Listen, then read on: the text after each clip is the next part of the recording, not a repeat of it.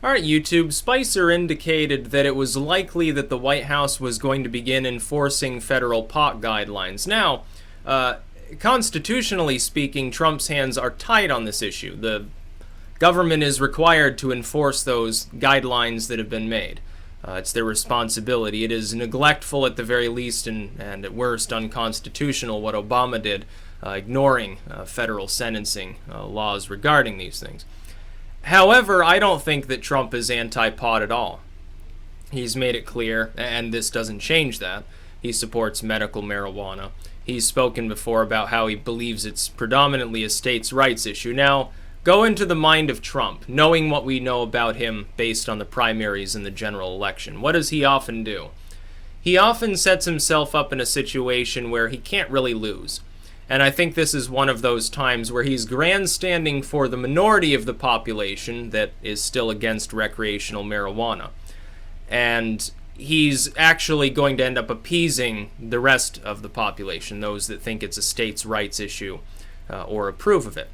Because for him to do otherwise would piss off about 3/4 of the population. That would be anyone who believes that recreational pot should be legal, which is about 59% of the population of the country. Including a majority in some states that are lean red. And second to that, people who support states' rights don't think that it should be specifically the federal government doing anything about it. They prefer all that power to be returned to the states. So when I look at the situation, I say, Trump can't possibly be dumb enough to think it's a good idea, with his approval where it is, admittedly low. Not as low as probably the polling aggregate suggests, but it's under 50%, let's face it, at this point. Mainly because he's getting browbeaten every day by the entire media complex, which still has a stranglehold over part of the population. He can't possibly think that it's a good idea to piss off 3/4 of the U.S. population. It's impossible that he actually thinks that. So what I think he's doing is this. He's playing up to the moralist voters who deeply despise the devil's weed, as they call it. He'll do that first. Then he will quietly instruct the DEA to reschedule marijuana to a Schedule C or something like that, as in less regulation, and or outright decriminalize it on a federal basis. What would the end result be? He can continue to enforce federal pot laws because the only law would be, you can't traffic it across state lines and you can't, you can't deal it. And ignore everything else and let the states handle it, whether they decide to keep it banned or whether they've already got it legal. So he can actually do what Spicer is suggesting he will do while not actually going after marijuana. So first you play up to the moralists, then you reschedule it and you play up to everybody else. Everybody's happy in the end. The moralists just want a tip of the hat. They're not actually going to start voting Democrat because Trump decides to ignore the devil's weed and fail to keep it completely and perpetually banned. They're not going to do that. It's never going to happen. He probably knows this.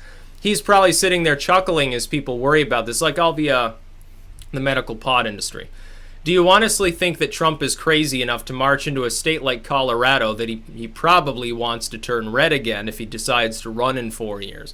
Do you think he's crazy enough to march federal agents in to crack down on a bunch of dispensaries and pot outlets? It will never happen. There are too many states that have already legalized it. What, he's going to march across all of Alaska trying to shut down pot growers there with their, igloo greenhouses? I don't think so. Is he going to march here into Vermont because we decriminalize? No. He'll probably just decriminalize it federally. Problem solved. That's all he has to do. The new DEA head, I believe, has already spoken to this fact. Trump has pointed out he's for medical marijuana. Not only has no problem with it, but was actually on board with it far earlier than almost any other Republican. Far earlier even than some Democrats. So he's more of a progressive on the issue of medical marijuana, and he's a states' writer when it comes to recreational marijuana. He's made that clear. He's been working fairly well with Rand Paul. Rand Paul is for legalizing it. He's going to listen to Rand at the end of the day, I think.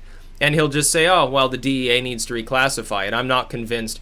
He'll threaten to go after the DEA if they don't. He'll have the person he puts in charge reclassify marijuana. And there you go. The evangelicals are happy because Trump used Spicer to pretend that he actually cared about putting people in jail for smoking it. Everybody else, life goes on as normal. The state's writers probably grow to love him even more, and that includes at least some of the sort of Southern Democrats. He wants to prop him up in Virginia and North Carolina. Yeah, they'd prefer it to be a states' rights issue. They may not like marijuana, but they don't want the federal government involved. This is a way for him to win support, essentially. So my prediction is that he will follow the federal laws involved. He will enforce the federal laws involved. He'll simply change the federal laws that are involved that he then has to enforce, so he's not going to be pissing on any of the states that have already legalized it. It's a brilliant move. That's what I think he'll probably do. We've seen this. He did this over and over when he was campaigning. He'd say something that sounds off the wall. And in reality, it never was. Like, oh, Mexico's going to build the wall. So he plays up to the hardliners, the people that are actually like, ethnocentric, or they want to deport everyone, including like anchor babies and stuff. He plays up to them. He gets all of their support across the board, 100% of them basically. Then he actually says what he meant to say originally in different terms, which is, oh yeah, we're going to put a tariff on them. So in an indirect sort of kind of way, they're paying for the wall. And by the way, parts of it will be a fence. Oh, I never said it was going to be continuous, nothing but cement and steel 100 feet tall across the whole border. And so he never actually lies. He just tells people something and they hear what they want to hear. It's brilliant what the evangelicals will hear with this from Spicer. They're going to hear Trump is against medical, recreational marijuana. He's one of us. He's a moralist. He thinks that it's the devil's weed. It's not what he's saying. He's saying he's going to enforce federal law. But he can change that federal law fairly easily. All he needs to do is reach across the aisle, oddly enough, to a bunch of Democrats who'd be more than happy to oblige him. They'd be more than happy to go for recreational pot decriminalization at the sort of DEA level. And he could get at least a minority of Republicans he needs to do that.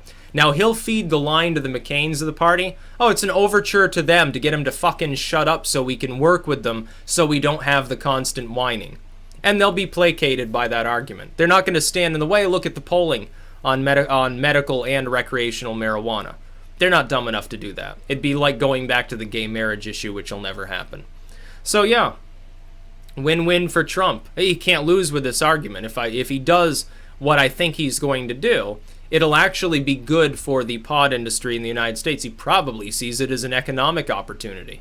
He probably sees it as an opportunity to take weight off of the rest of the industries in the United States by having a cash cow sort of thing that can potentially even be exported. He's probably thinking, he's sitting there looking at the pieces of paper that are showing him all the statistics and all the polling numbers, and he's just got dollar signs whizzing around his eyes when he looks at what the hemp industry could deliver to the United States, at what decriminalized small-time growth could do for the medical industry potentially, taking weight off of that. And certainly what would happen if commercial outlets started growing large amounts of marijuana and then selling it to, the Europeans or even to Mexico or something. Those dollar signs are whizzing so fast he's getting dizzy, I think, by this point. He had to have seen internal studies that are telling him probably something even more optimistic than the sort of unofficial studies or the academic studies of the situation. So no, I don't think he's going to go after your fucking pot. I don't think he cares if little old granny with cancer is growing a pot plant. I just don't think he does. Keep in mind who he is. He is a former Democrat, a centrist and almost socially progressive magnate from an enormous metropolitan area. He's not some Ted Cruz or something like that, or Rick Santorum living in the hinterlands on a ranch who pretends to be a cowboy all day. That's not his style. It's not who he is. He's a Manhattan socialite, not a Texas rancher or some Mormon living out in Utah like a Mitt Romney or something like that. He's not the same sort of person. He's just not. I don't think he cares if you smoke marijuana. That's about all. Peace out.